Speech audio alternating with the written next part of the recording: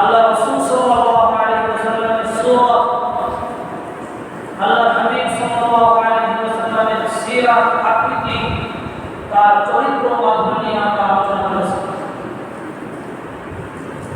আল্লাহ পাক রব্বুল আলামিন আমার নবী, আপনাদের নবী, গোটা কায়নাতের নবী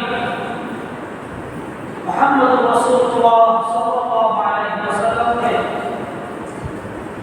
এই পৃথিবীতে পাঠিয়েছিলেন পথ ভোলা মানুষদের পথের দিশারি করে। যে সকল মানুষ দুনিয়ার মোহে পড়ে,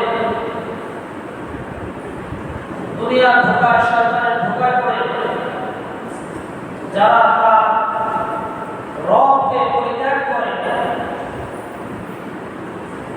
দুনিয়াবি তাদের হাতে গড়া, হাতে তৈরি দেব দেবী প্রতিমা পূজা শুরু করে দিয়েছিল, সেই পথ হারা মানুষ কিভাবে পথের দিশা পেতে পারে, কিভাবে মানুষের সম্পর্ক আল্লাহ সুবহানাহু ওয়া তাআলার সাথে করতে পারে। এজন্যই আল্লাহ সুবহানাহু ওয়া তাআলা আমার আপনার নবী, প্রিয় নবী হযরত মুহাম্মদুর রাসূলুল্লাহ সাল্লাল্লাহু আলাইহি ওয়াসাল্লামকে যে পৃথিবীতে পাঠিয়েছিলেন, তিনি এসে পথ হারা মানুষকে সঠিক পথের দিকে আহ্বান করেছিলেন, দাওয়াত দিয়েছিলেন। কিন্তু তিনি তো আজ নেই। নবী মুহাম্মদুর রাসূলুল্লাহ সাল্লাল্লাহু আলাইহি ওয়াসাল্লাম বিদায় হজের ভাষণে সোয়ালাত সাহাবীদের সামনে নিয়ে তিনি দায়িত্বহীন ভাষায় ঘোষণা দিয়েছিলেন, হে আমার উম্মতেরা, হে আমার সাহাবীরা, আমি চিরকাল তোমাদের মাঝে থাকব না। আমি তোমাদের মাঝে দুটি জিনিস রেখে যাচ্ছি। যতদিন পর্যন্ত তোমরা এই দুটি জিনিস আঁকড়ে ধরবে, ততদিন পর্যন্ত তোমরা গোমরা হবে না, পথভ্রষ্ট হবে না। সে দুটি জিনিস হলো, একটি হলো কিতাবুল্লাহ, আরেকটা হলো সুন্নাতুর রাসূল। একটা হলো কোরআনুল কারীম এবং আরেকটা হলো আল্লাহ রাসূল সাল্লাল্লাহু আলাইহি ওয়াসাল্লামের সুন্নাত। তো আমরা কিভাবে আল্লাহ রাসূল সাল্লাল্লাহু আলাইহি ওয়াসাল্লামের অনুসরণ করব, অনুকরণ করব? আল্লাহ রাসূল সাল্লাল্লাহু আলাইহি ওয়াসাল্লাম যেই পথে আমাদেরকে চলতে বলেছেন, আমরা কিভাবে সেই পথে চলব? সেই পথে চলতে হলে আমাদেরকে আল্লাহ রাসূল সাল্লাল্লাহু আলাইহি ওয়াসাল্লামের সুন্নাতকে অনুসরণ করতে হবে। আল্লাহ পাক রব্বুল আলামিন পবিত্র কালামুল শরীফে ইরশাদ করেন, কুল ইন কুনতুম তুহিব্বুনাল্লাহ ফাত্তাবিউনি ইউহিব্বুকুমুল্লাহ।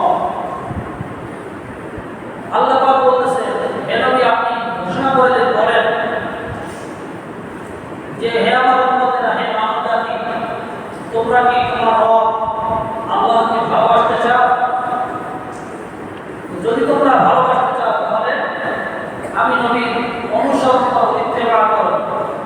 আমি নবীর সুন্নাতগুলোকে তোমরা অনুকরণ করো। তো আল্লাহ রাসূল সাল্লাল্লাহু আলাইহি ওয়াসাল্লামের পুরোটা জীবনই আমাদের জন্য আদর্শ স্বরূপ।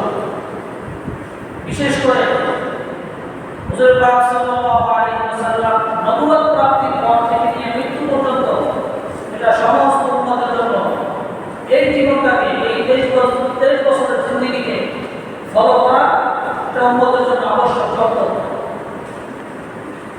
আল্লাহ রাসূল সাল্লাল্লাহু আলাইহি ওয়াসাল্লামের সুন্নাত তরিকা আমাদের জীবনে এমন কোনো ক্ষেত্রে নেই যেই ক্ষেত্রে আল্লাহ রাসূল সাল্লাল্লাহু আলাইহি ওয়াসাল্লামের সুন্নাত নেই। উম্মতের উলামায়ে কেরাম,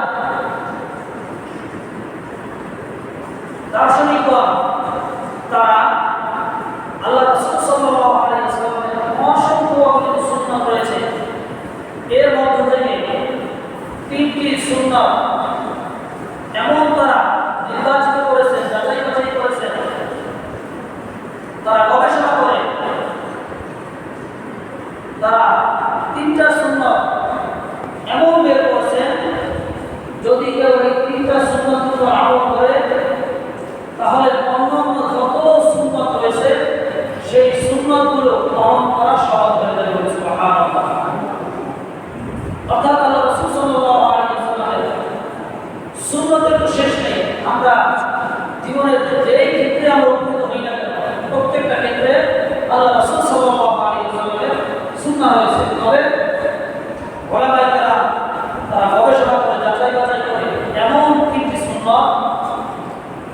তারা আলাদা করেছেন, বের করেছেন।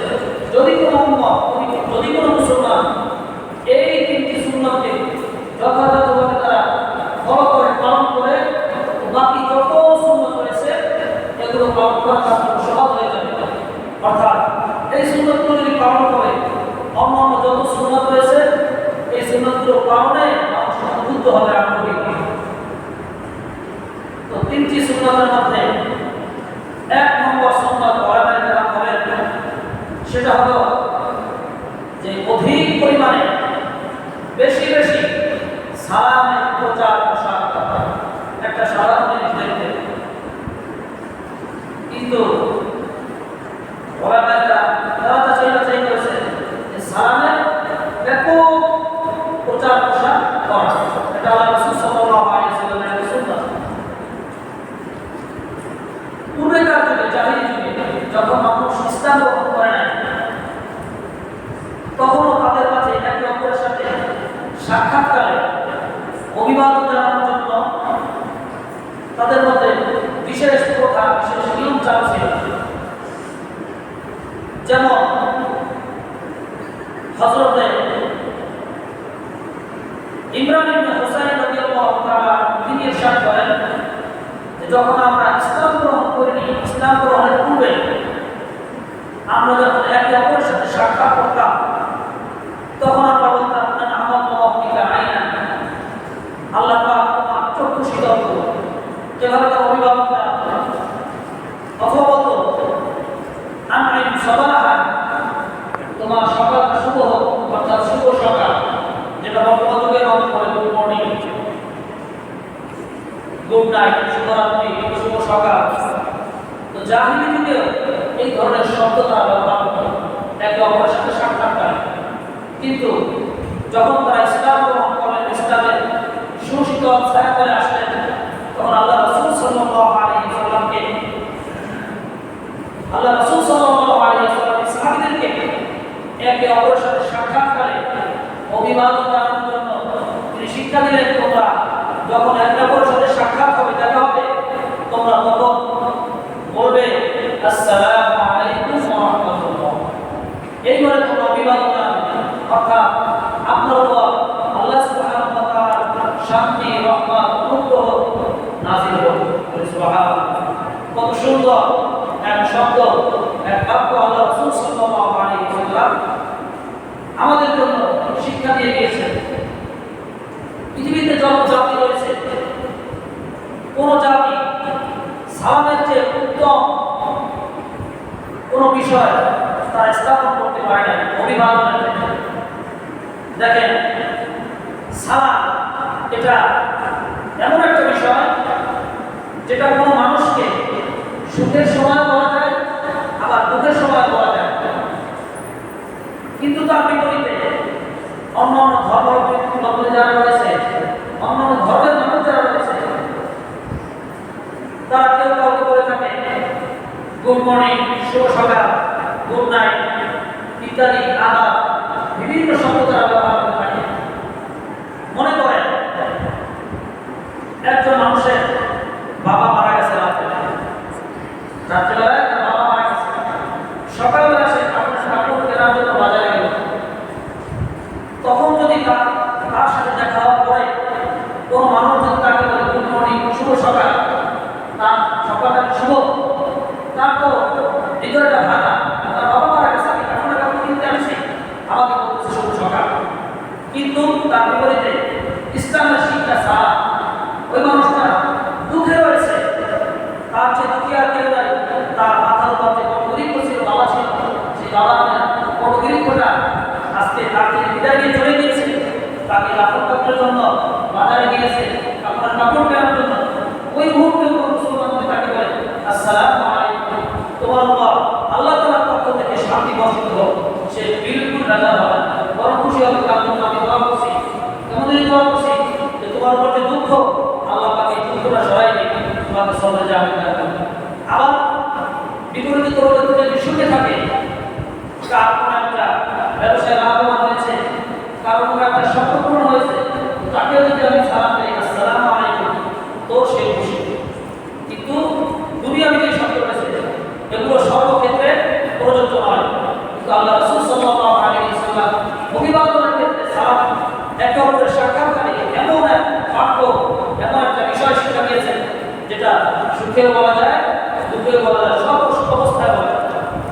ছোটদের